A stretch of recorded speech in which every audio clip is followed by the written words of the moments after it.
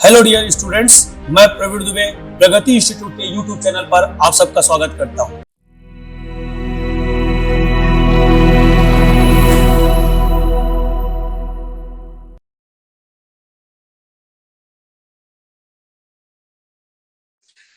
दंड की बात हो रही है।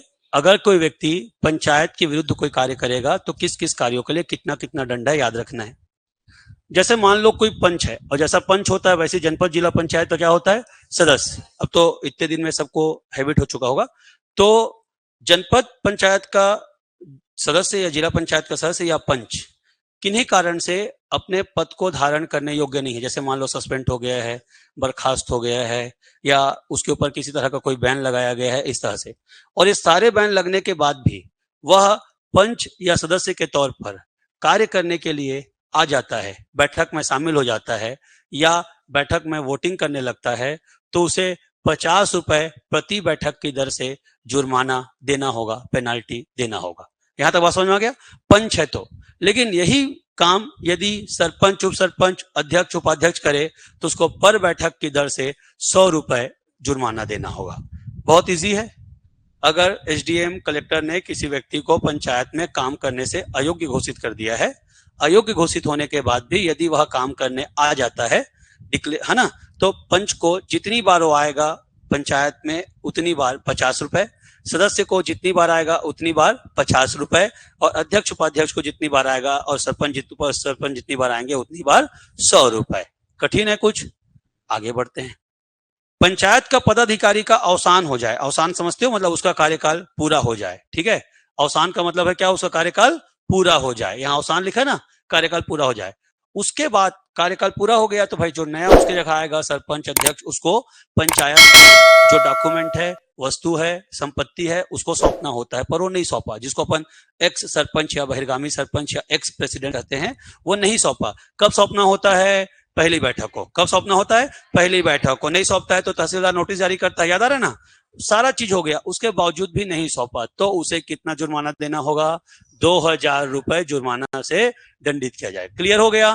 पंच अयोग्य होने के बाद भी बैठक में आता है, वोटिंग करता है तो 50, सदस्य के लिए भी सजा कितना है? 50, अध्यक्ष, उपाध्यक्ष, सरपंच, उप सरपंच के लिए 100।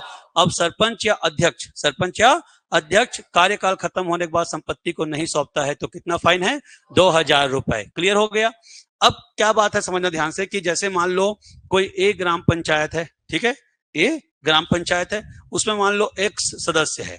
अब ए ग्राम पंचायत में वाई नाम का कोई मैटर आया और पंचायत का कोई जो एक्स नाम का है वह अपने ही पंचायत के अगेंस्ट वोट कर दिया, अपने ही पंचायत के अगेंस्ट वोट किया। तो क्या बोल रहा है कि यदि कोई पंचायत का कोई मेंबर है और पंचायत के हित में कोई मामला आया था, पर उस मामले में वह अपने पंचायत के विरुद्ध वोटिंग करता है, जिससे निगेटिविटी जाती है पंचायत के लिए, ठीक है भाई, तो उसे कितना रुपए जुर्माना होगा? 250 रुपए जुर्माना होगा। क्लियर हो गया भाई? अपने ही पंचायत के विरुद्ध यदि मतदान करेगा तो कितना है? 250 रुपए। यहां तक बातें क्लियर हो गई? फिर आगे देखिए, ये क्या कह रहा है, यदि कोई पंचायत है, ठीक है, पंचायत का मेंबर है, और क्या करता है कि पंचायत के नियोजन मतलब नौकरी में, ठीक है, चाहे संविदा हो वो नौकरी, चाहे रेगुलर हो या नौकरी, ठीक है, खुद पंचायत का मेंबर है, और पंचायत का मेंबर होते हुए पंचायत के अंडर में यदि कोई पोस्ट निकला, कोई भी पोस्ट निकला, तो उसपे खुद ही अपने आप को क्या कर लिया? नियुक्त कर दिया।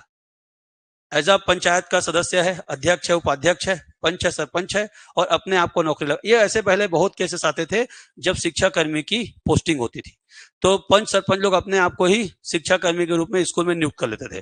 पंच के तौर पर जो 20, 30, 40 मिलता था मानदेय अलग पाते थे, और शिक्षा कर्मी के रूप में सैलरी अलग लेते थे। तो ऐसा यदि कोई व्यक्ति करता है तो उसे कितने साल का सजा है? 1 साल का सजा है। क्लियर हो गया? एकदम देखो इसको ना, इसके वर्ड में, अब मेरे को पुस्तक छापना है तो मुझे उसके वर्ड में छापना मेरी मजबूरी है, ठीक है भाई, और वो पुस्तक को हम मार्केट में लाना चाहते हैं, तो और क्योंकि वो एडियो के चक्कर में मार्केट में लाना चाहते हैं, ठीक। तो अब बात को समझिए कि पंचायत का कोई व्यक्ति अपने आप को ही पंचायत के किसी नौकरी में नियुक्त कर लेता है तो उसे 1 साल का सजा मिलेगा। इतना इजी बात को याद रखिएगा। अगला देखिए, यदि कोई पंचायत पदाधिकारी पंचायत के कार्य में बाधा डालता है, मतलब कोई भी पंचायत का व्यक्ति है और पंचायत के कार्य में रंगा डालता है, मैं नहीं होने दूंगा, मैं सीसी रोड नहीं बनने दूंगा, इस तरह कोई बात, तो इस सब के मामले के लिए एक ही प्रकार का दंड है, क्या, 250 रुपए। फिर देखिए, यदि कोई व्यक्ति पंचायत द्वारा प्रदर्शित किया गया है कोई चिन्ह, ठीक है, जैसे आपने पंचायत में देखा होगा, क्या बोलते हैं, 2 बच्चे मीठी खीर बाकी बवासीर, देखे हो ना, क्लियर है कि नहीं देखे हो? तो इस तरह का कोई नारा लिखा है, इस तरह कोई चिन्ह लिखा है, देखे हो नहीं देखे हो पंचायत वेब सीरीज? तो बस नारा भी आपको याद आ गया होगा, 2 बच्चे मीठी खीर, और उसके अतिरिक्त बवासीर वाला याद आ रहा ना, तो वहां राकेश बोलता है, अच्छा हमारा मुन्ना बवासीर है, ऐसा वाला बात, तो ये वही वाला चीज है, ठीक है।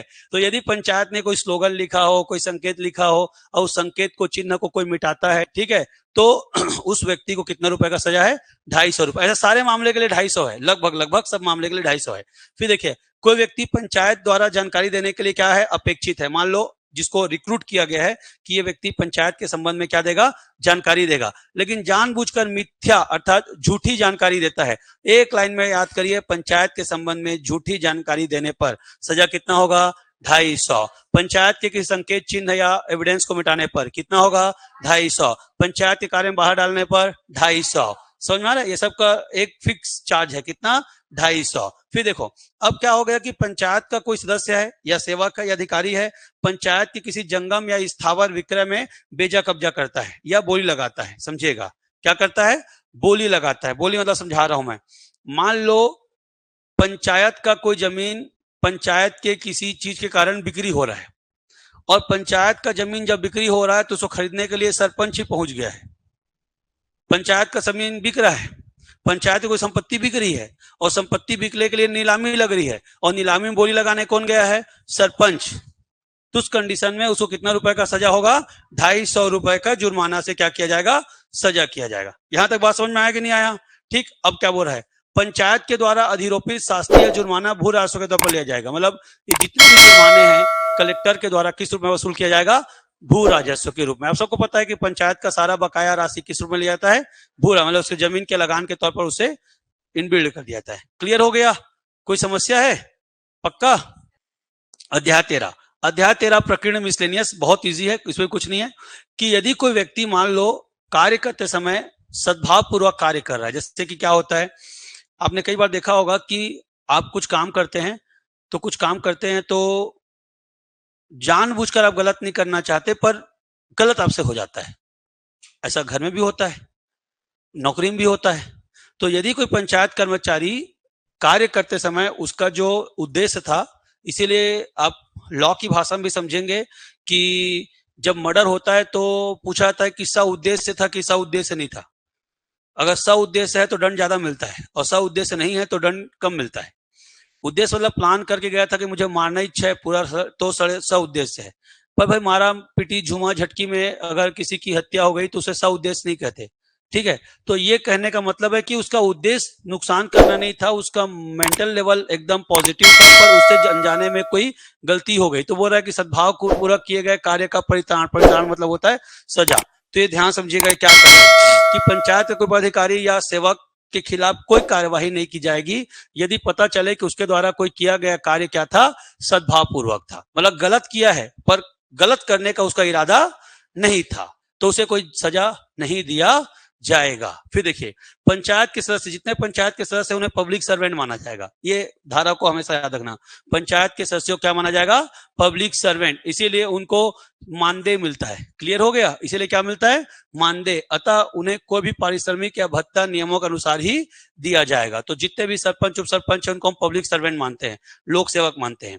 फिर देखिए, रिक्ति गठन की प्रक्रिया, सब जानते हो कि कोई भी कारण से रिक्त होता है, कोई भी कारण से रिक्त होता है तो कितने दिन में पूरा कर लिया जाएगा, 6 महीने में। अब क्या बोल रहा है, रिक्ति या गठन की प्रक्रिया आदि में त्रुटि होने के कारण पंचायत के कार्य अविधि मान्य नहीं होंगे। कहने का मतलब यह है कि मान लो किसी ग्राम पंचायत में 20 पंच हो सकते हैं, ठीक है, पर क्या हो गया कि किसी दिन त्याग पत्र दे दिया, किसी की मृत्यु हो गई, तो मान लीजिए 2 लोग का, एक का मृत्यु एक का त्याग पत्र, तो पंच की संख्या कितनी हो गई, 18। अब 18 पंचों ने कोई निर्णय ले लिया, 18 पंचों ने कोई निर्णय नहीं ले लिया।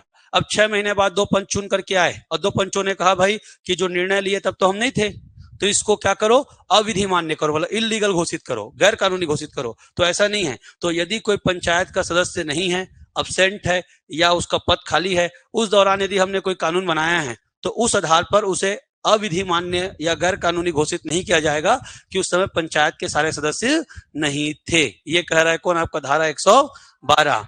फिर देखिए भूमि का अर्जन, ये क्या कह रहा है कि पंचायत के किसी उद्देश्य की पूर्ति के लिए, इस बात को एक नाम को बस याद रखिए, क्या? कलेक्टर। तो कलेक्टर की सिफारिश पर हम भूमि को क्या कर सकते हैं? अर्जित कर सकते हैं। मतलब कोई भी जमीन को ऑक्यूपाई किया जा सकता है अगर पंचायत के उद्देश्य के लिए कोई काम करना हो तो। अगला क्या कर रहा है? पंचायत के द्वारा धन उधार लेने की शक्ति। तो याद रखना बहुत इजी है, ठीक है। राज्य सरकार की अनुमति से ही क्या किया जा सकता है? उधार लिया जा सकता है। इसको पूछेगा, बस एक वर्ड को याद रखिएगा, ये एक वर्ड इसको और एक वर्ड इसको। एक वर्ड में याद रखिए, क्या बोलेगा? पंचायत में यदि किसी उद्देश्य की पूर्ति के लिए जमीन अधिग्रहित करना हो तो किसकी अनुमति आवश्यक होगी? एसडीएम, कलेक्टर, सरपंच, ऐसा देगा तो क्या? कलेक्टर। बस इसके अलावा कोई बात याद नहीं रखनी। यहाँ पर क्या बोलेगा? पंचायतों को उधार लेने की शक्ति है किसकी अनुमति से? तो किसकी अनुमति से? राज्य सरकार की अनुमति से। हो गया रे बात भाई। अब देखिएगा अगला क्या कह रहा है? पंचायतों के, यही है ना? हाँ ठीक है। पंचायतों के निरीक्षण ना, देखो ध्यान से। तो ये कह रहा है कि पंचायतों के अभिलेखों का निरीक्षण कैसे करेंगे? जो भी उसके डॉक्यूमेंट्स है, बहुत बहुत सस्ता फीस है। कोई भी व्यक्ति, जैसे मान लो रीना गई कोई ग्राम पंचायत और बोली, देवरी ग्राम पंचायत तो पोस्टिंग है ना, बोली देवरी सरपंच के पास जाके कि मैं पंचायतों के कागजात देखना चाहती हूँ। तो मान लो यदि पंचायत का निरीक्षण करना चाहती है, ठीक है, तो समिति के जो भी डॉक्यूमेंट्स हैं उन डॉक्यूमेंट्स का निरीक्षण करने के लिए उसे जो भी फीस डिसाइड होगा वो पे करना होगा, और पे करने के बाद वो उसका निरीक्षण कर सकते हैं। लेकिन फोटो कॉपी करके, फोटो खींच के उसको नहीं ला सकती, बस पलट पलट करके देख सकती है। तो 1 घंटा अगर वो निरीक्षण करेगी तो 2 रुपए। अब 1 घंटे के बाद फिर निरीक्षण करना चाहती है तो हर 15 मिनट का, ठीक है, उसे कितना रुपए देना, सॉरी हर घंटे कितना देना होगा? 50 पैसा। ठीक, 1 घंटा करी तो 2 रुपए, 2 घंटा करी तो 2.5 रुपए, ठीक है, और 3 घंटे करी तो 3 रुपए। क्लियर हो गया? इस तरह से उसको भुगतान करने होंगे। क्लियर? इसके अंतर्गत तो क्या क्या देख सकती है? तो पंचायत के बजट, पंचायत के अकाउंट, पंचायत के जन्म मृत्यु प्रमाण पत्र, किसको हितग्राही बनाया गया, उन सब का वो देख सकती है। क्लियर हो गया? तो आपके लिए इंपॉर्टेंट है ये कि कोई भी निरीक्षण कर सकता है या नहीं, तो कर सकता है। कितने रुपए शुल्क देकर? तो 2 रुपए शुल्क देकर, और हर घंटा के लिए कितना? तो 50। ठीक है। अब ये तो पहले ही पढ़ चुके हो कि पंचायत के निर्वाचन के मामले में न्यायालय हस्तक्षेप नहीं करेगा। ठीक है, तो कौन करेगा? सबको पता है, ग्राम पंचायत का कौन करेगा? एसडीएम, जनपद का कलेक्टर, और जिला पंचायत का संचालक पंचायत। क्लियर हो गया? फिर से रिपीट करते हैं। अगर पंचायत के चुनाव में कोई भी विवाद आया तो ग्राम पंचायत के लेवल का कौन करेगा? एसडीएम, जनपद पंचायत का कलेक्टर, जिला पंचायत का संचालक पंचायत। पर एक बात कर रहा है कि कोई भी अर्जी तब तक ग्रहण नहीं की जाएगी जब तक उसे निर्वाचन अधिसूचित करने की तिथि से 30 दिन के भीतर पेश ना किया जाए। मतलब ये वैसी वाला बात है, दहेज वाला, जानते हो कि नहीं जानते हो? 7 साल तक का ही शिकायत दहेज के अंतर्गत स्वीकार्य है, उसके बाद स्वीकार्य नहीं है। पता है कि नहीं? 7 साल के बाद यदि कोई महिला जाकर कहती है कि मुझे दहेज के लिए प्रताड़ित किया जा रहा है, पूर्णिमा सुन ले रहा हूं, ठीक है, तो 7 साल के बाद दहेज के तहत कार्रवाई हस्बैंड पर नहीं हो सकती। ठीक है, पर ऐसे कार्रवाई हो सकती। अच्छा, आगे बढ़ते हैं। तो ग्राम पंचायत में मुख्यालय का बदला जाना या ग्राम सभा का विभाजन, तो इसका मतलब समझे? जैसे 7 साल बाद स्वीकार नहीं होगा, वैसे 30 दिन बाद वो स्वीकार नहीं होगा। ठीक है, 30 दिन में तेरे को जो करना है कर ले भाई। ये कह रहा है कि ग्राम पंचायत के मुख्यालय का बदला जाना, ग्राम सभा का विभाजन किसके पास होगा? ठीक है, तो देखो क्या क्या पावर होगा, बोल रहा है, ध्यान समझना। तो पावर किसके पास होगा? राज्यपाल के पास। ग्राम पंचायत के मुख्यालय बदल सकते हैं, ग्राम पंचायत के सीमा बदल सकते हैं, 2 या 2 से अधिक ग्राम पंचायतों को मिला सकते हैं। मिला सकने के लिए क्या लिखा है? समामेलन। किसी ग्राम पंचायत को बांटकर 2 ग्राम पंचायत में डिवाइड कर सकते हैं। ये सारा पावर किसके पास होगा? राज्यपाल के पास। गांव का विस्थापन करना, कि मान लो गांव यहां पर है और यहां से हटाकर हम यहां कर रहे हैं, इसे कहते हैं क्या? विस्थापन करना। तो ये पावर भी किसके पास होगा? राज्यपाल के पास। विशेष परिस्थिति, जैसे खदान की खुदाई हो रही है, जंगल की कटाई हो रही है, जंगल काटे होंगे तो बहुत सारे गांव के लोगों को हटाए होंगे, इस तरह से। ठीक है, कोई विकास खंड है या जिला पंचायत है, उसके सीमा में परिवर्तन की बात आ रही है, तो क्या होगा? किसी खंड या जिला पंचायत के मुख्यालय क्या किया जाएगा? बदला जाएगा। ठीक है, और किसी खंड या जिला पंचायत के सीमा में परिवर्तन किया जाएगा, पर सारा पावर किसके पास है? राज्यपाल किसके पास है? राज्यपाल। किसके पास है? राज्यपाल। बस इतना बात है। नाम में परिवर्तन करना हो गांव का तो राज्यपाल, मुख्यालय बदलना हो तो राज्यपाल, दो गांव को जोड़ना हो तो राज्यपाल, एक गांव काट के दो गांव बनाना हो तो राज्यपाल, ब्लॉक का नाम चेंज करना हो तो राज्यपाल, एरिया बढ़ाना हो तो राज्यपाल, जिला पंचायत का एरिया बढ़ाना घटाना हो तो राज्यपाल, किसी गांव को हटाकर दूसरे घर बसाना हो तो राज्यपाल। सारा पावर किसके पास है? राज्यपाल। लेकिन नाम राज्यपाल का लगेगा, करेगा कौन? राज्य सरकार। हो गया, ये खत्म आपका। अब आ गया अध्याय 14। ऐसा नहीं है कि इसको मैं नहीं पढ़ा चुका हूं। आप याद करो, जहां जहां पर मैंने ग्राम सभा आया वहां वहां पर ग्राम सभा पढ़ाया था। जनजातीय क्षेत्रों का अलग और सामान्य क्षेत्रों का अलग। ठीक है भाई, तो ध्यान से देखो।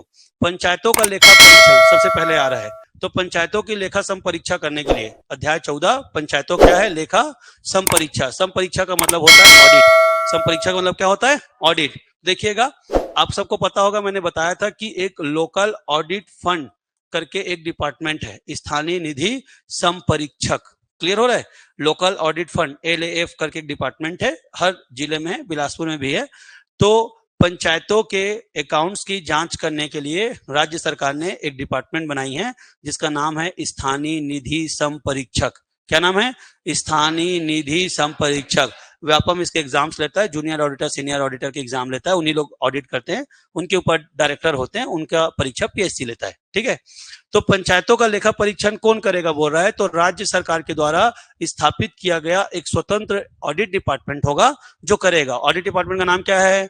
लोकल ऑडिट डिपार्टमेंट, या अपन कहेंगे स्थानीय निधि संपरीक्षा। हो गया। ये 3 प्रकार के ऑडिट होते हैं बोलता है। लेखाओं का परीक्षण कितने प्रकार से होता है? 3 प्रकार से। पहला क्या होता है? सामान्य, दूसरा विशेष, तीसरा वार्षिक। जो सामान्य लेखा होगा वो कितने महीने में होगा? 3 महीने में। और 3 महीने में होगा उसको कौन करेगा? ग्राम सभा द्वारा। किसकी अध्यक्षता में? सरपंच की अध्यक्षता में। याद रखिएगा, गांव के सामान्य ऑडिट्स कब होते हैं? तो हर तीसरे महीने में सरपंच के अध्यक्षता में ग्राम सभा के द्वारा। उसके बाद बोलेगा स्पेशल ऑडिट कब होता है? तो हर साल कौन से महीने में? दिसंबर महीने में ग्राम सभा द्वारा सरपंच की अध्यक्षता में। अब बोलेगा वार्षिक ऑडिट कब होता है? तो वार्षिक ऑडिट कब होता है? कलेक्टर के निर्देश पर कभी भी अचानक रूप से ग्राम सभा के द्वारा सरपंच की अध्यक्षता में। तो पंचायत के जो ऑडिट है 3 प्रकार के हो गए। क्या हो गया? सामान्य लेखा, विशेष लेखा, वार्षिक लेखा। सबसे ज्यादा इसको पूछा है जिसका नाम है सोशल ऑडिट। क्या बोलते हैं? Social audit. तो सोशल ऑडिट को हम लोग क्या बोलते हैं? सामाजिक अंकेक्षण। ये कब से लागू हुआ है?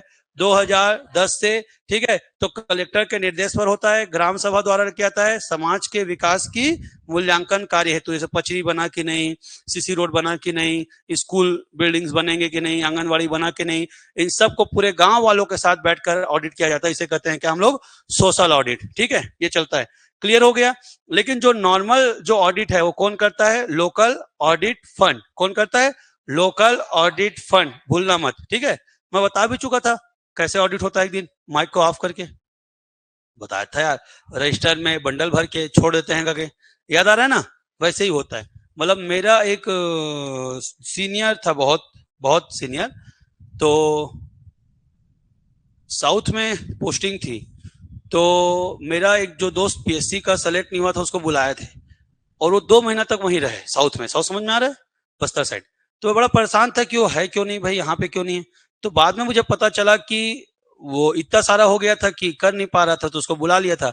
ऐसे दोनों तरफ ना आय व्यय ऐसे लिखे होते हैं, उसको मिलाना होता है, पेंसिल में ऐसे ऐसे टिक मारना होता है, और आय व्यय को मिलाने के बाद में उसके बिल्स लगे होते हैं, वाउचर्स लगे होते हैं, उन वाउचर्स को मैच करना होता है। इसी को ऑडिट कहते हैं। और लेजर, हाँ ledger cash balance sheet, ledger cash को मिलाते हुए आपको वाउचर्स को चेक करने होते हैं, फर्जी वाउचर है कि नहीं है। कई बार इनवाइस को ही बिल बना के लगा दिए थे। अगर वो लगे कि फर्जी वाउचर है तो पेंसिल से ऐसा घेरना होता है। अगर एक भी घेरा गया तो तुम समझ रहे हो फिर आगे का मामला। तो मेरा एक जो दोस्त बेरोजगार था उसको केवल इतना टिक करने के लिए एक आदमी बुलाया था, और उसको पर के पीछे दे रहा था। वो 2 महीना कमाने जाता था पैसे, और कमा के जब वापस आता था तो यहाँ PSC तैयारी करता था। तो मैं कहा इतना पैसा? तो फिर मैंने बताया था ये बात जो मैं आपको बता रहा हूँ कि पहले से ही दबाग दे देते हैं वाला बात। ठीक है, क्लियर हो गया। अब देखिए अध्याय 14, जब पेशा एक्ट लागू हुआ तब इसे जोड़ा गया। पेशा एक्ट स्पेशली किन एरिया के लिए है? अनुसूचित क्षेत्रों के लिए है। और पंचायतों के संबंध में क्या करता है? विशेष उपबंध करता है। सारा बात तुम जान रहे हो। अनुसूचित क्षेत्रों, ग्राम सभा तथा पंचायतों का आर्थिक विकास, सामाजिक न्याय, प्राकृतिक संसाधन पर उनका अधिकार के लिए भारतीय संसद ने अलग से कानून बनाया अनुसूचित क्षेत्रों में, ठीक है, उसको हमने क्या बोला, पेसा अधिनियम। उसका नाम क्या है, अनुसूचित क्षेत्रों पर विस्तार अधिनियम 1996। इसी को शॉर्ट में हम लोग कहते हैं क्या, PESA, panchayat extension for scheduled area, panchayat extension for scheduled area, उसी को हम लोग बोलते हैं क्या, पेसा। आपसे पूछेगा पेसा अधिनियम कब का है, वो सीधा सीधा ऐसा लिखेगा, पेसा अधिनियम किस वर्ष पारित किया गया, तो 1996। अगला बोलेगा कि पेसा अधिनियम के लिए सिफारिश किसने की थी, तो भूरिया कमेटी ने। भूरिया कमेटी ने कब की थी, 1994 में। अब यहाँ पर जो लिखा है वो भूरिया कमेटी की सिफारिशें हैं। किसकी सिफारिशें हैं, भूरिया कमेटी की सिफारिशें हैं। भूरिया कमेटी ने क्या क्या सिफारिश दी, संशोधन अलग चीज है। भूरिया कमेटी ने कहा था कि अनुसूचित पंचायतों को 6वीं अनुसूची में जिला परिषद की तरह अधिकार होना चाहिए। अब देखिए, 6वीं अनुसूची भारतीय संविधान में असम, मेघालय, त्रिपुरा, मिजोरम, इतनी जगह में है। असम, मेघालय, त्रिपुरा, मिजोरम में 30 सदस्यों की एक समिति होती है, याद है बताया था। और 30 सदस्यों की जो समिति होती है वो जिला लेवल पर सारे स्थानीय मामलों का निर्णय लेता है। पानी, सिंचाई, तलाक, विवाह संबंधी जितने भी निर्णय हैं उनके, जनजातियों की, भाई क्या होता है ना, जनजातियों की संस्कृति परंपरा विशेष होती है, तो कई बार हम लोग सामाजिक तौर पर सामान्य लोगों की तरह कानून बना देते हैं, और वो कानून को जब जनजातीय क्षेत्रों पर लागू करते हैं तो उनकी परंपराओं में इंटरफेरेंस होता है, उनके कल्चर में इंटरफेरेंस होता है। इसलिए जनजातीय क्षेत्र के लोगों को स्वायत्तता दी जाती है, स्वतंत्रता दी जाती है कि आप अपने स्थानीयता को, अपने लोकेलिटीज को, अपने कल्चर्स को, अपने फोक जो आपके कल्चर्स है उसको ध्यान में रखते हुए आप अपने लिए कानून खुद बना सकते हैं। ये पावर 6वीं अनुसूची में 4 राज्यों को दिया गया है, असम, मेघालय, त्रिपुरा, मिजोरम। तो वही पावर उन जिलों के, सॉरी, उन राज्यों के जिलों को देने की बात हो रही है जो 6वीं सूची में तो नहीं आते पर वहां शेड्यूल्ड एरियाज हैं, जैसे कि छत्तीसगढ़। छत्तीसगढ़ 6वीं अनुसूची में नहीं है, छत्तीसगढ़ 5वीं अनुसूची में है, और पर छत्तीसगढ़ का 66% हिस्सा लगभग हमारा शेड्यूल्ड एरिया में आता है। किसमें आता है, शेड्यूल्ड एरिया में। लगभग 61% हिस्सा हमारा शेड्यूल्ड एरिया में आता है। तो 135, 192 लगभग हमारा टोटल एरिया है, 135, 192, उसमें 81,861 ऐसा कुछ किलोमीटर है, एग्जैक्ट मुझे याद नहीं आ रहा है। ये आपका शेड्यूल्ड एरिया है, जो मोटा मोटी इसका लगभग कितना परसेंट है, 61%। तो हमारे 61% जो एरिया है छत्तीसगढ़ का वो शेड्यूल्ड एरिया है। तो शेड्यूल्ड एरिया में रहने वाले लोगों को वही अधिकार दिया जाए जो असम, मेघालय, त्रिपुरा, मिजोरम के जिला को है, ऐसा भूरिया कमेटी ने कहा। और सिर्फ छत्तीसगढ़ के मामले में कहा ऐसा नहीं, उन सारे राज्यों के मामले में कहा जहां पर अनुसूचित क्षेत्र हैं और अनुसूचित 6 में वो नहीं आते। ये बात क्लियर हो गया। अगला क्या कर रहा है कि अनुसूचित क्षेत्रों में पंचायतों की भूमि का प्रयोग, ठीक है, क्या क्या चीज के लिए होना चाहिए, वनों के प्रबंधन, क्या बोल रहा है भाई, वनों के प्रबंधन, जन संसाधनों के उपयोग, उत्तराधिकार आदि पर कानून बनाने का अधिकार उनको होना चाहिए, पहले ही समझा दिया। फिर बोल रहा है कि ग्राम सभा को जनजातियों के अधिकारों की सुरक्षा के लिए प्राकृतिक संसाधनों पर परंपरागत अधिकार को स्वीकार किया जाए। मतलब चार चिरौंजी को बीनना, शिकार करना, लकड़ी संग्रहण करना, ये सारे राइट्स उनको दिया जाना चाहिए क्योंकि उसके वो मूल निवासी हैं। ऐसा कौन बोल रहा है, भूरिया कमेटी। भूरिया कमेटी की सिफारिशें हैं। इसी कमेटी की सिफारिश को मानकर सरकार ने फिर panchayat extension for scheduled area नामक कानून बनाया, जिसको हम लोग शॉर्ट में क्या कहते हैं, पेसा। तो भूरिया कमेटी की सिफारिशें हैं, क्लियर हो रही हैं। अब क्या कर रहा है भूरिया कमेटी, ध्यान समझना यहाँ पर। देखो, पेसा अधिनियम वर्तमान में छत्तीसगढ़ के सहित कितने राज्यों में लागू है, 10 राज्यों में लागू है। छत्तीसगढ़ राज्य ने इस अधिनियम को कब लागू किया अपने राज्य में, 1997 में, ठीक है। अनुसूचित ग्राम एवं ग्राम सभा की परिभाषा किसमें दी गई, 129 का। अब हमने अलग से इसको लागू कर दिया ना अपने पंचायती राज में 14 का में, तो 129A अलग से सेक्शन जोड़े गए, उसमें किसका परिभाषा दिया गया, ग्राम का, ग्राम सभा का। परिभाषा वही रहने वाला है कि कोई पारा, आवास, मोहल्ला, टोला क्या कहलाएगा, गांव, और गांव के जो मतदाता हैं उनका समूह क्या कहलाएगा, ग्राम सभा। अनुसूचित ग्राम सभा की सूचना फिर कौन जारी करेगा, राज्यपाल। बस सेक्शन याद रखो कौन सा है, 129B। फिर देखो, अनुसूचित ग्राम सभा का कोरम कितना होगा, 1/3। वहां कितना होता था, 1/10। 1/10 में कितना होना जरूरी होता था, 1/3 महिला। यहाँ 1/3 में कितना होना होगा, 1/3 महिला। पहले पढ़ा चुका हूं। फिर आगे देखिए, ग्राम सभा के सम्मेलन की अध्यक्षता बता चुका हूं। अगर सामान्य या मैदानी क्षेत्र में ग्राम सभा होगा तो उसकी अध्यक्षता कौन करेगा? सरपंच। सरपंच नहीं है तो उप सरपंच नहीं है तो जितने भी सदस्य हैं उसमें से कोई व्यक्ति एक को चुनेंगे। ठीक, जनरली पंच को चुनते हैं। यहां पर फिक्स है कि ग्राम सभा में पंच, सरपंच, उप सरपंच अध्यक्षता नहीं कर सकते। क्लियर हो रहा है? कौन करेगा? गांव के जनजातियों का कोई व्यक्ति जो जनजाति का हो। तो देखिए, ग्राम सभा के अनुसूचित जनजातियों के किसी ऐसे सदस्य के द्वारा जो पंचायत का पदाधिकारी ना हो, मतलब सरपंच, उप सरपंच और पंच नहीं करेंगे। तत्कालिक तौर पर उन लोग उपस्थित सदस्यों में से किसी एक व्यक्ति को चुनेंगे, लेकिन जिसको चुनेंगे उसको अनुसूचित जनजाति वर्ग का होना जरूरी है। ये पहले पढ़ा चुका हूं, याद आ रहा है? फिर देखिए, अब क्या आ गया आपका ग्राम सभा की शक्तियां। तो सेम टू सेम रहेगा जो वहां पर था। तो व्यक्ति की परंपरा, रूढ़ी, सांस्कृतिक पहचान को संरक्षित करना, विवादों के निराकरण में रूढ़िगत ढंग को सुरक्षित करना। हर बात पे बोल रहा है क्योंकि कल्चर इफेक्टेड नहीं होना चाहिए। ग्राम क्षेत्र के भीतर प्राकृतिक स्रोत जैसे भूमि, जल, वन का प्रबंधन करना, गांव के बाजार, मेला, पशु मेला का प्रबंधन करना, लोकल लेवल पर जो भी प्लानिंग है या सब प्लानिंग है उसे क्या करना? एग्जीक्यूट करना, उस पर नियंत्रण करना। पूरा का पूरा कंट्रोल उनको सौंप दिया जाता है। क्लियर हो रहा है हर बात के लिए? अब आगे देखिएगा, स्थानों का आरक्षण। तो सबको पता है कितना होगा आरक्षण? किसको किसको होगा? एससी और एसटी को। लेकिन अगर 50% से कम हो, 50% से कम हो तो किसको दिया जाता है? पर बताया था कि शेड्यूल एरिया में क्या होगा? 50/25, 50/25 तो कितना होगा? 75। मतलब अगर किसी शेड्यूल एरिया में ओबीसी है तो 50 पे कटौती करके नहीं दिया जाएगा, 50 प्लस करके दिया जाएगा। जो अधिकतम कितना होगा? 25। तो 50/25 बराबर कितना हो गया? 75। लेकिन 10% यदि ओबीसी है तो 50/10 बराबर 60। 15% है तो 50/15% 65। और लेकिन 40% ओबीसी है तो 50/25 बराबर 75। क्लियर हो गया? कहीं पे लिखा होगा बात को, मुझे नहीं दिखाई दे रहा है नीचे। यदि अन्य पिछड़ा वर्ग के लिए आरक्षण प्रदान किया जाए तो आरक्षण उस पंचायत की कुल सीटों का 75% से अधिक नहीं होगा। क्लियर हो गया? 50 SC/ST के लिए, 25 किसके लिए हो गया? ओबीसी के लिए। पूरा लिखा है। किसी, ये बात तो सुना, यदि किसी अनुसूचित क्षेत्र के जनपद या जिला पंचायत में अनुसूचित जनजाति का वर्ग प्रतिनिधित्व तो नहीं करता है तो राज्य सरकार कुल संख्या के अधिकतम 10% सीटों पर SC/ST सदस्य को मनोनीत कर सकती। इसको कोई पूछा था मेरे क्लास में? एक विकलांग वाला है, विकलांग वाला कितना है? 1 2 2। अब एक SC/ST वाला है। अगर कोई शेड्यूल एरिया में कोई SC/ST इलेक्शन के थ्रू नहीं आया, फार्म नहीं भरा, तो क्या करोगे? मान लो इतनी भी अवेयरनेस नहीं है कि क्या नहीं किया, फार्म नहीं भरा। फॉर्म भरेगा तो निर्विरोध जिताओगे। आज के डेट में ऐसी स्थिति नहीं है। आज के डेट में सब वर्ग में क्या है? बहुत ज्यादा जागरूकता है, अत्यंत जागरूकता है, और उनमें ज्यादा जागरूकता है। जितना नहीं होना चाहिए उससे ज्यादा जागरूकता है। क्लियर हो रहा है बात? कभी कभी हाँ, क्योंकि अर्ध पढ़ा लिखा व्यक्ति बहुत तकलीफ देह होता है। ठीक है, तो आप क्या बोला जाए, बुद्धिमान से भी लड़ सकते हो और मूर्ख से लड़ सकते हो। जो बीच का है दोनों का, वो बहुत खतरनाक चीज होता है। तो अभी हमारी स्थिति में संक्रमण कालीन स्थिति है। संक्रमण का समझ रहे हो कि हमारा समाज जो है पूरी तरह से उन्नत भी नहीं हो पाया है और पहले जैसा वो भी नहीं है। तो बहुत सरफेसिंग मूवमेंट होता है ये। तो ये बोल रहा है कि यदि कोई फॉर्म ही नहीं भरा, कोई चुनाव जीत कर आगे नहीं किया, तो उस कंडीशन में राज्य सरकार जितना सीट होगा उसके 10% सीटों पर SC/ST वर्ग के लोगों को डायरेक्ट क्या बना देगा? निर्वाचित सदस्य बना देगा। क्लियर हो गया? एक लाइन में याद रखिए, यदि SC/ST स्वतः फॉर्म भर के चुनाव लड़ करके नहीं आते हैं तो राज्य सरकार 10% ST को सीधा क्या बना सकता है?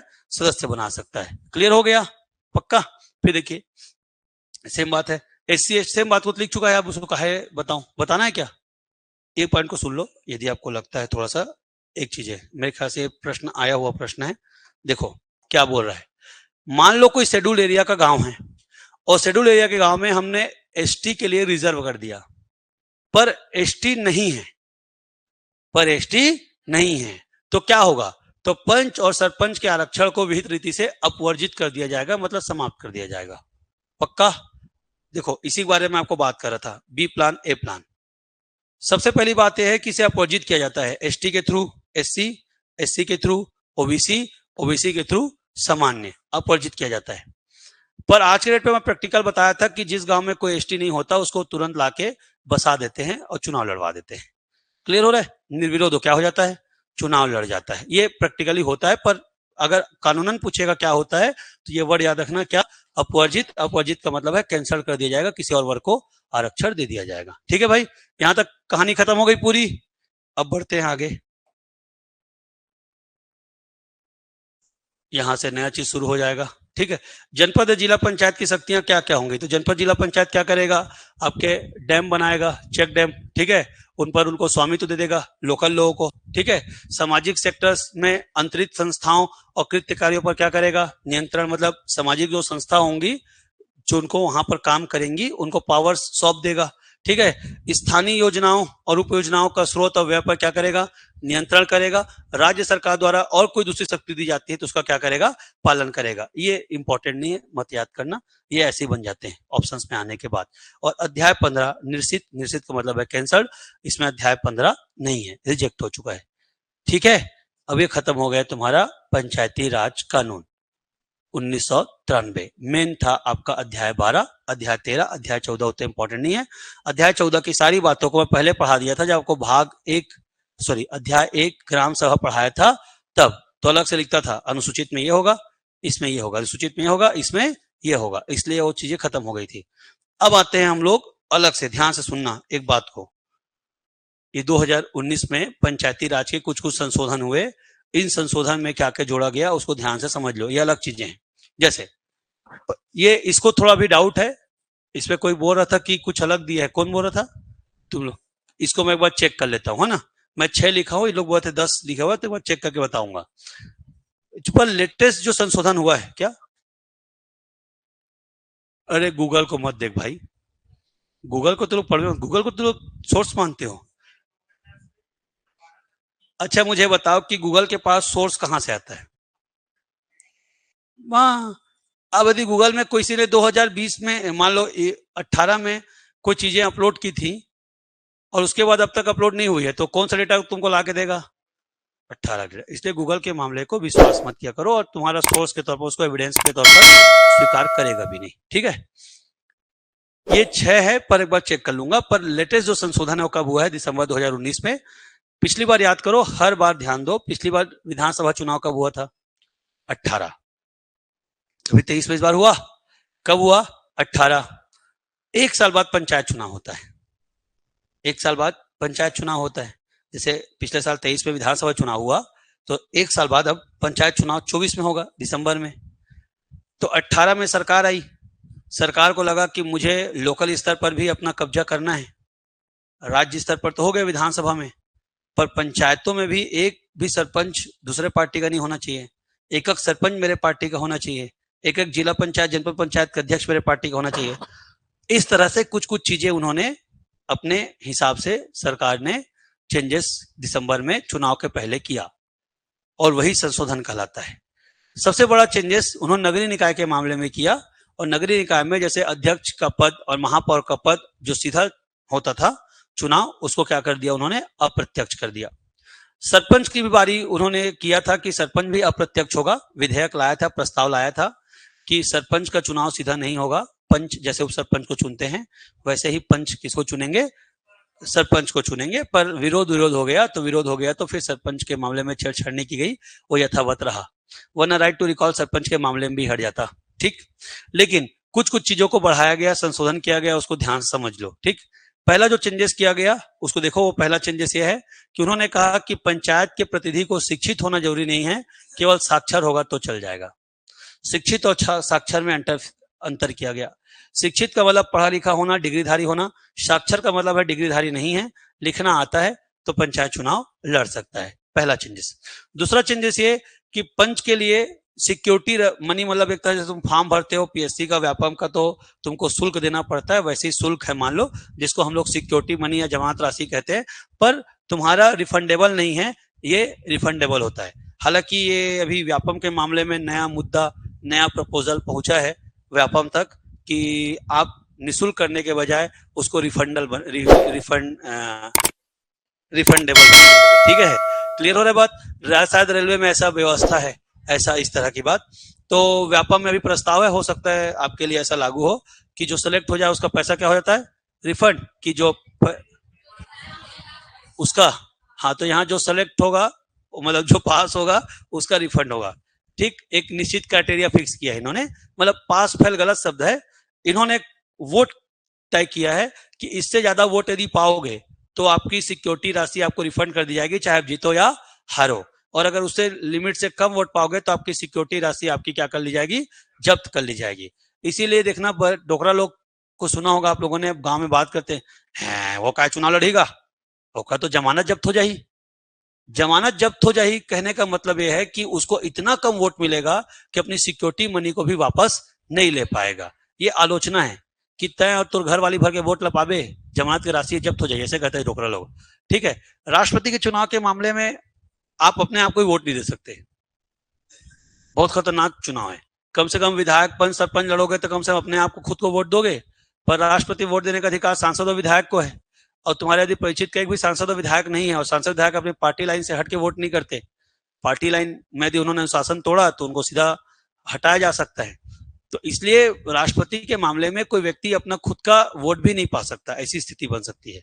ठीक है, तो ध्यान सुनो, पंच को कोई चुनाव लड़ेगा तो उसे कितना रुपए देना होगा, 50, और SC ST OBC है तो, जनरल है तो 50, सरपंच है तो 1000, और SC ST OBC है तो, सॉरी सरपंच जनरल है तो 1000, और अगर SC ST OBC के लिए भरा है तो, जनपद पंचायत के सदस्य के लिए सामान्य वर्ग का फीस कितना है SC ST OBC के लिए, जिला पंचायत के लिए और SC ST OBC के लिए, तो एक ठो को याद करना है, बाकी को बस आधा कर देना है। ठीक है, तो पंच के लिए 50, जनपद के लिए बोलो ना पहले, और जिला के लिए और सरपंच के लिए तो 50, 1, 2 और 4, क्लियर हो गया। आधा कर दो, 25, 500, 1000, 2000, एक इसके लिए है SC ST OBC के लिए। अब सुन लो, कुल जो मत पड़ेगा, कुल मत पे भी वैध मत, जैसे मान लो कोई गांव में हम 1000 का पॉपुलेशन मानते हैं, 1000 के पॉपुलेशन में मान लीजिए 600 मतदाता हैं। कितने मतदाता हैं? 600 मतदाता में मान लीजिए 580 लोग वोट देने गए। गांव में ऐसे ही वोट पड़ता है भाई, ये अतिशयोक्ति वोट नहीं है, गांव में ऐसे ही वोट पड़ता है। 600 में 580, 590, गांव में 600 में 600 पड़ जाए तो भी दिक्कत का विषय नहीं है। गांव में क्या है, स्कॉर्पियो बुलेरो भेज भेज के वोट डालने के लिए बुलाया जाता है, और गांव में स्कॉर्पियो बुलेरो भेजने के बाद आने का 500-1000 रुपए अलग दिया जाता है। वोट डाले आया है स्टिकर से ले 1000, ऐसा। तो गांव में 100% वोट पड़ने की संभावनाएं बहुत ज्यादा होती है। ठीक है, तो मान लो 580 वोट पड़ा, पर 580 वोट में कुछ वोट ऐसे थे जो बीच में डाल दिए गए। बीच वाला समझते हो, मतलब लाइन में, ना उधर छाप पड़ा ना इधर। दिन बताया था कैसा वोट देते हैं। तो मान लीजिए ऐसा हम 40 वोट को रिजेक्ट कर देते हैं, तो कितना वोट बच गया? 540। तो ये वैध मत कहलाएगा। ये कुल डाले गए मत है और ये वैध मत है, मतलब वैलिड वोट। वैलिड वोट का मतलब वैलिड वोट कितना है? 540 का 1/6, 1/6 तो कितना हो गया? 6 निया 54, 6 निया 54। तो अगर 90 वोट या उससे ज्यादा कोई कैंडिडेट पाता है तो चुनाव चाहे जीते या हारे, उसके द्वारा डिपॉजिट की गई सिक्योरिटी मनी उसको रिफंड हो जाएगी। क्लियर हो गया।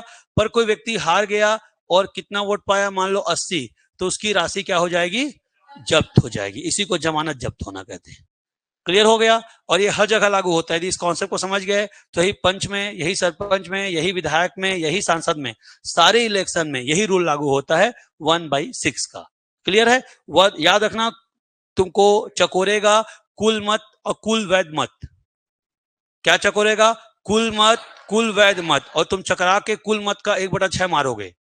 मैं बोल भी दे रहा हूं, कितना मारोगे? कुल मत का 1/6 बोझा जाओगे। ध्यान से पढ़ना, कुल वैध मत। क्या लिखा रहेगा? कुल वैध मत का। कुल मत लिखा रहेगा तो हम एक्साइटमेंट में मारेंगे, 1/6 दिखेगा पीछे में, कुल मत का 1/6 इच छरे सके। फिर नीचे आकर ध्यान से पढ़ेंगे तो लिखा रहेगा कुल वैध मत। तो टोटल वैलिड वोट, क्या? Total valid vote. और टोटल वोट लिखेगा तो उत्तर गलत है। तो टोटल वोट का 1/6 नहीं, टोटल वैलिड वोट का 1/6। तो जो रिजेक्ट वोट हो जाएंगे उनका 1/6 नहीं। पक्का? ठीक। अब देखिए ध्यान से। अब जैसे कोई व्यक्ति एक साथ फॉर्म भरता है तो देखो यहाँ पर नियम क्या हो रहा है कि मान लो एक ही स्तर के 2 पदों के लिए चुनाव लड़ता है, जैसे पंच और सरपंच।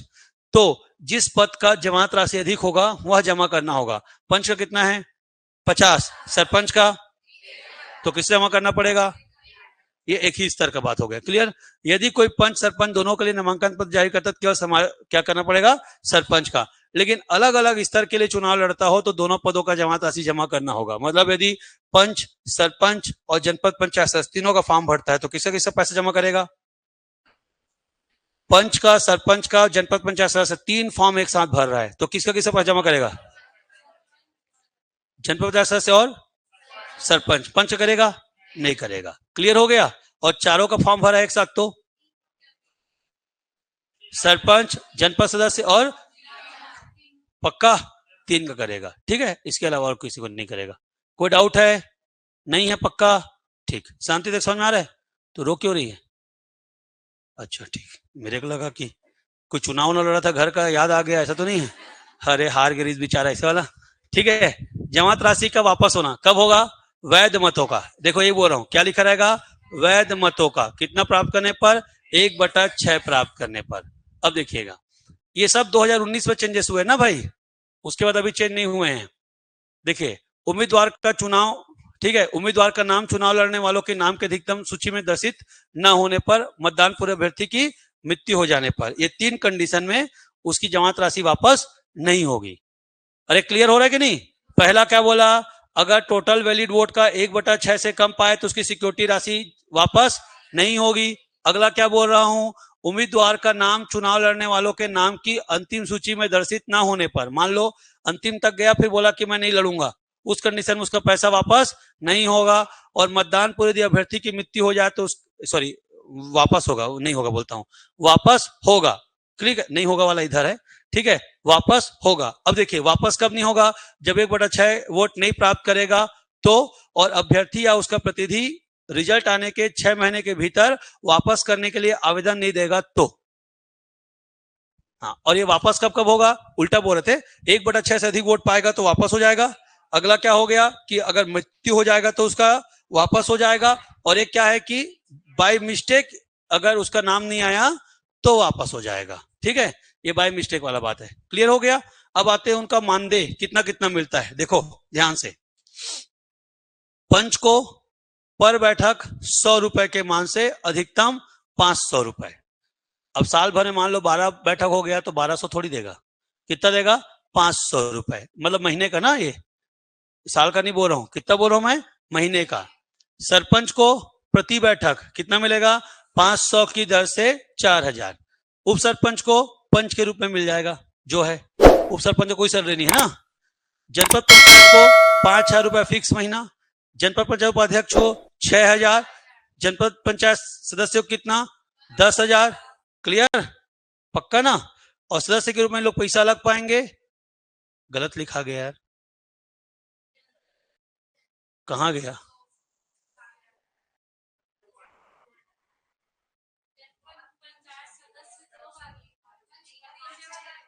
ऊपर अध्यक्ष नहीं, ये अध्यक्ष है, ये क्या है, अध्यक्ष, ये गड़बड़ हुआ है, कॉपी पेस्ट के चक्कर में सुधार लेना। तो सदस्य कितना है 5000, उपाध्यक्ष को 6000, अध्यक्ष को 10,000। कहां का, ब्लॉक का। अब क्या आ गया, जिला। सदस्य को 10,000, उपाध्यक्ष को 15,000 और अध्यक्ष को, क्लियर हुआ। हाँ, साल का दोगे, मर जाएगा, सुसाइड कर लेगा वो। ठीक है आज के डेट में जीवन जीना बहुत मुश्किल है भाई। ठीक, लेकिन इन लोग को टेंशन नहीं रहता, बहुत सारे सोर्सेस हैं।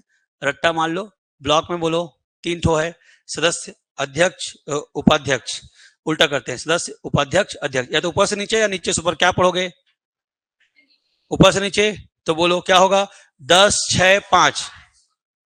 क्लियर हो गया। ब्लॉक में 10, 6, 5, अध्यक्ष, उपाध्यक्ष, सदस्य। अब जिला में देखिए 25, 15, 10, 25, 15, 10, अध्यक्ष, उपाध्यक्ष और सदस्य 10। ठीक है, क्लियर हो गया। तो ये 25, 15, 10, 10, 6, 5 और इधर सरपंच को पर बैठक 500 की दर से 4000। भाई अगर मान लो 4 बैठक हुआ, 8 बैठक हुआ तो 8 पंचे 40, पर 9 बैठक हो गया तो भी कितना मिलेगा? 40। क्लियर हो गया। और सरपंच को 100 रुपए की दर से 500। ये खत्म हो गया। 19 के ये संशोधन थे। चुनाव में प्रचार, एक ग्राम पंचायत में सरपंच कितना खर्च कर सकता है? 2 लाख। जनपद पंचायत में 3 लाख। जिला पंचायत में लगता है कोई ग्राम पंचायत 2 लाख खर्च करता होगा? मोटा मोटी कितना का इन्वेस्टमेंट होता होगा अभी? अरे ठीक ठीक ठाक ग्राम पंचायत में आजकल 1 करोड़ का मामला है। कहाँ लगे हो? अब ये नया कानून है, ये नया कानून को पढ़ते हैं कल।